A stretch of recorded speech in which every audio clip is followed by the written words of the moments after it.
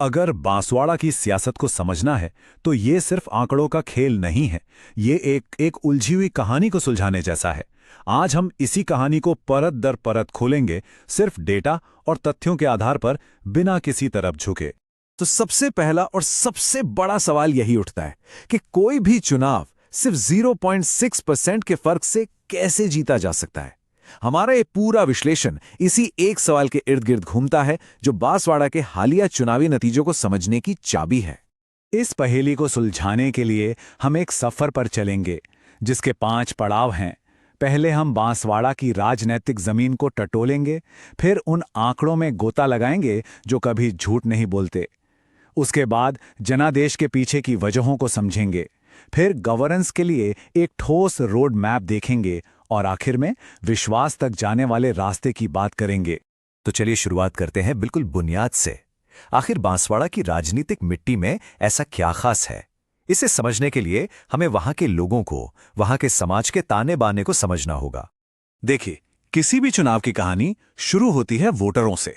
साल 2023 में बांसवाड़ा में 2,81,013 लोग वोट डालने के हकदार थे। सोचिए, यही वो लोग हैं जिनके हाथ में पूरे इलाके का राजनीतिक भविष्य टिका था। और यहीं पर एक ऐसा आंकड़ा आता है जो बांसवाड़ा की पूरी राजनीति को एक लाइन में बयां कर देता है।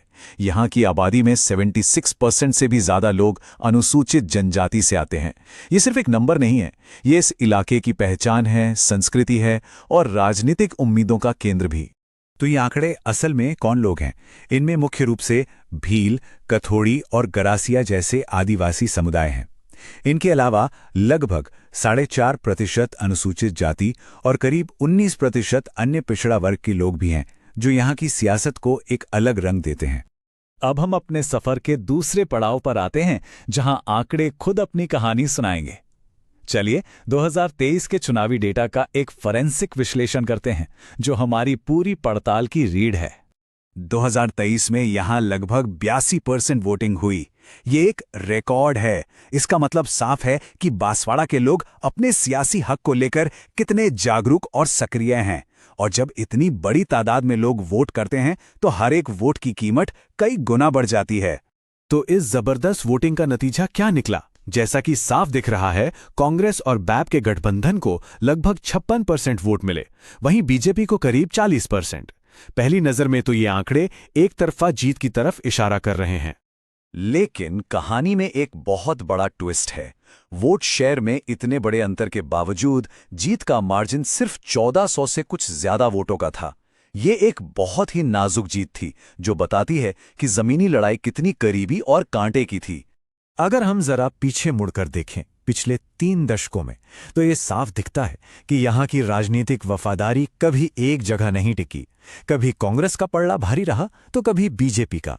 लेकिन 2023 में बीएपी के साथ हुए गठबंधन ने सारे पुराने समीकरणों को ही बदल कर रख दिया।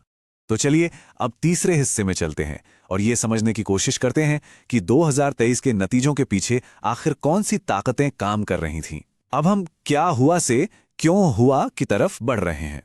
बांसवाड़ा में सत्ता का पलड़ा हमेशा से ही बदलता रहा है। 90 के दशक में कांग्रेस का दबदबा था, तो 2003 में बीजेपी की लहर आई। उसके बाद से लगातार सत्ता बदलती रही, लेकिन 2023 में एक बिल्कुल नए आदिवासी गठबंधन ने जन्म लिया, जिसने पूरा खेल ही पलट दिया।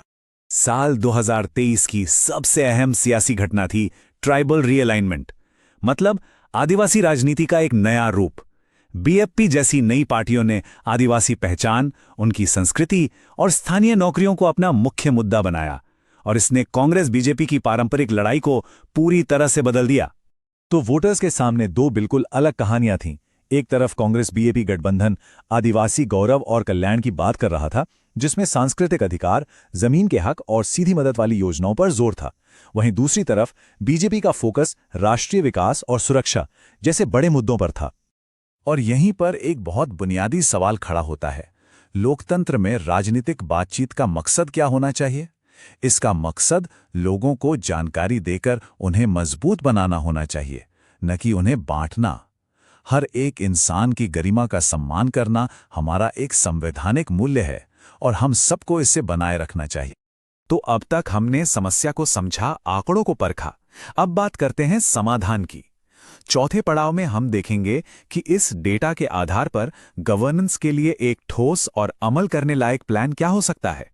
तो जमीन पर लोगों की आवाज क्या कह रही है? उनकी सबसे बड़ी शिकायतें हैं मनरेगा और पीएम किसान जैसी योजनाओं में देरी, खेती के अलावा दूसरे कामों और नौकरियों की कमी, गांव की टूटी फूटी सड़कें, पानी और बिजली की समस्या और अपनी आदिवासी पहचान और संस्कृति को बचाने की चिंता। यही वो असल मुद्दे हैं जो किसी भी सरकार का भविष्य तय करते हैं। तो अगर हम एक रणनीतिक नजर से देखें तो ताकत क्या है और कमजोरी कहाँ है? मजबूत आदिवासी गठबंधन एक बड़ी ताकत है, लेकिन जीत का मामूली सा अंतर एक बहुत बड़ी कमजोरी। इसी तरह आदिवासियों के लिए नई कल्याणकारी योजनाएं लाना एक बड़ा मौका है, तो वहीं बीजेपी की राष्ट्रीय लहर एक खतरा भी है। इन चुनौतियों से निपटने के लिए एक 90 दिन का एक्शन प्लान कैसा दिख सकता है? छोटे छोटे सर्वे करके उन वोटरों की पहचान करना जो अपना मन बदल सकते हैं, बूथ कमेटियों में नई जान फूंकना, सही लोगों तक योजनाओं का लाभ पहुंचाना और बूथ लेवल पर वोटिंग की तैयारी को मजबूत करना, ये कुछ जरूरी कदम हो सकते हैं। और जाहिर है आज के जमाने में एक मजबूत डिजिटल रणनीति के बिना काम नहीं चल सकता। इसमें गांव के हिसाब से अलग अलग व्हाट्सएप ग्रुप बनाना, घर के बड़ों तक उनकी अपनी बोली में वॉइस नोट्स पहुंचाना और अफवाहों का तुरंत जवाब देने के लिए वॉलंटियर्स की एक टीम तैयार करना शामिल है। लेकिन इस डिजिटल आउटरीच की अपनी एक लक्ष्मण रेखा है। जब हम व्हाट्सएप या किसी भी तरीके से लोगों तक पहुंचते हैं तो उनकी प्राइवेसी, उनकी निजता कोई रियायत नहीं बल्कि उनका हक है। हर बातचीत उनकी साफ सहमति पर आधारित होनी चाहिए, क्योंकि डेटा की सुरक्षा असल में व्यक्ति की गरिमा की सुरक्षा से ही जुड़ी है। और यह सब कुछ हमें हमारे आखिरी और सबसे जरूरी पड़ाव पर ले आता है, विश्वास का रास्ता। यहां हम पूरे विश्लेषण को समेटकर एक ऐसे भविष्य की तस्वीर देखेंगे जहां नेतृत्व लोगों की जरूरतों को समझता हो और उनके प्रति जवाबदेह हो। तो इस पूरी बातचीत का निचोड़ सिर्फ एक लाइन में है, वो ये कि गवर्नेंस यानी शासन असल में विश्वास को बनाने और सहेजने की इंजीनियरिंग है। राजनीतिक कामयाबी की इमारत आखिरकार जनता के भरोसे की नींव पर ही खड़ी होती है।